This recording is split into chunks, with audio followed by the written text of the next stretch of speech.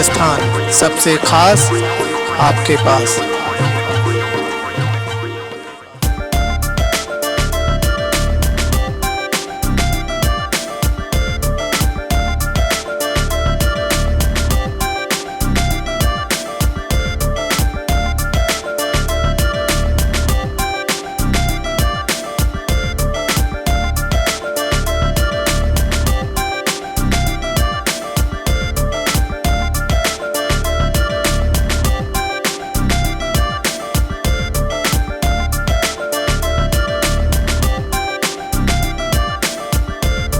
महाराष्ट्र के पालघर जिले में 2 संतों सहित 3 लोगों की मॉब लिंचिंग पर भीलवाड़ा के संत समाज में गहरी नाराजगी है। श्री पंचमुखी दरबार के महंत लक्ष्मण दास जी त्यागी का कहना है कि संतों की हत्या दुखद और बहुत निंदनीय है। इसके पीछे गहरी साजिश की बू आ रही है। यह घटना बहुसंख्यक समाज को चुनौती भी है। महंत लक्ष्मण दास जी ने आशंका जताई कि यदि शासन प्रशासन और समाज ने ध्यान नहीं दिया तो पूरे देश में ऐसी घटनाएं होने वाली हैं।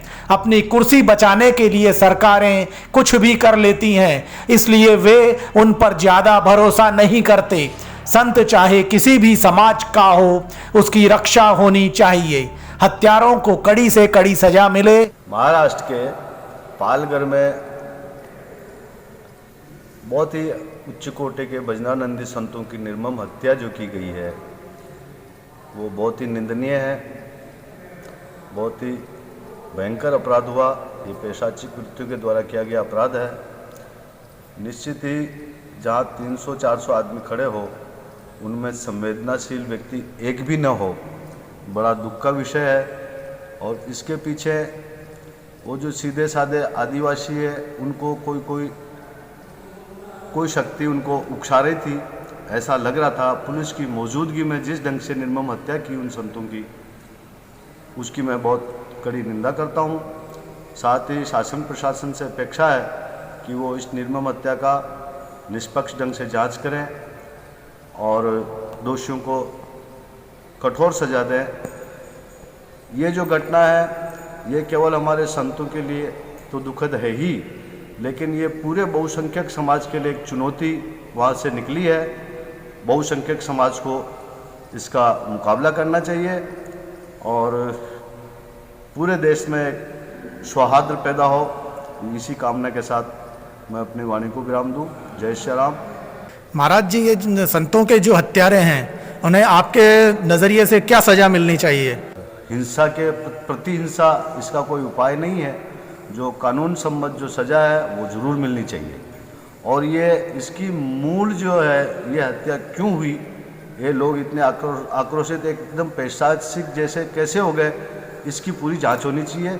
निश्चित ही कोई इसमें आपको कोई नई चीज़ मिलेगी, चाहे वो मिशनरियों के द्वारा हो, चाहे वो कम्युनिस्टों द्वारा हो, या कोई ऐसे हैं लोग जो इसके पीछे है।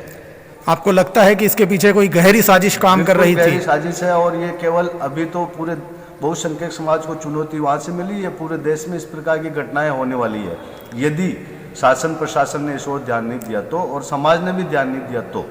महाराष्ट्र में शिवसेना और कांग्रेस की सरकार है। शिवसेना हमेशा हिंदूवादी रही है, हिंदूवाद का चेहरा रही है। देखिए, ये हिंदू मुस्लिम वाली बात तो मैं नहीं करना चाहूँगा। मानवता के खिलाफ जो भी काम हुआ है वो बहुत बुरी है। और जहाँ तक सरकार का प्रश्न है तो सरकारें अपने अपने ढंग से चलती है, अपनी कुर्सी बचाने के लिए वो कुछ भी कर लेती है।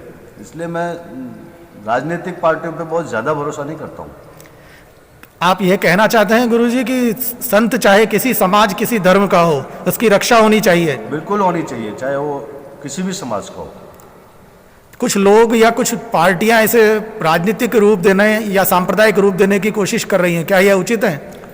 सांप्रदायिक रूप का मतलब अगर विवाद बढ़ता है फिर हिंसाएं होती है तो इस प्रकार का सांप्रदायिक रूप तो नहीं होना चाहिए, लेकिन निश्चित तौर से बहुसंख्यक समाज को तो चुनौती है ही है। उधर विहिप के विभागाध्यक्ष मिट्ठूलाल स्वर्णकार के परिवार ने अपने घर में ही ब्रह्मलीन संतों को श्रद्धांजलि दी। इस दौरान 2 मिनट का मौन रखते हुए विजय महामंत्र का जाप भी किया गया।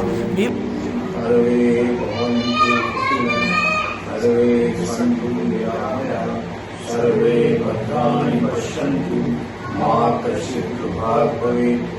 ओम शांति शांति शांति।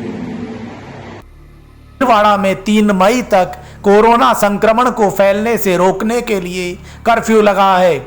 आपको बता दें कि मॉब लिंचिंग की घटना गत दिनों गढ़चिंचोल गांव के पास हुई थी। लोगों ने संत कल्पवृक्ष गिरी व सुशील गिरी तथा उनके ड्राइवर को घेर लिया था।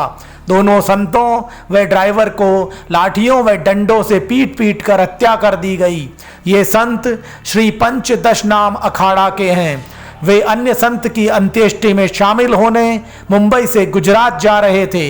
इस घटना पर भीलवाड़ा का संत समाज पहले ही आक्रोश जता चुका। संत समाज ने राष्ट्रपति, प्रधानमंत्री व केंद्रीय गृह मंत्री को ईमेल से ज्ञापन भेज हत्यारों को फांसी देने की मांग की है। दोस्तों, आप हमारे चैनल में नए हैं तो सबसे पहले सब्सक्राइब करें, बेल आइकन दबाना न भूलें ताकि आपको रेगुलर नोटिफिकेशन मिलते रहें।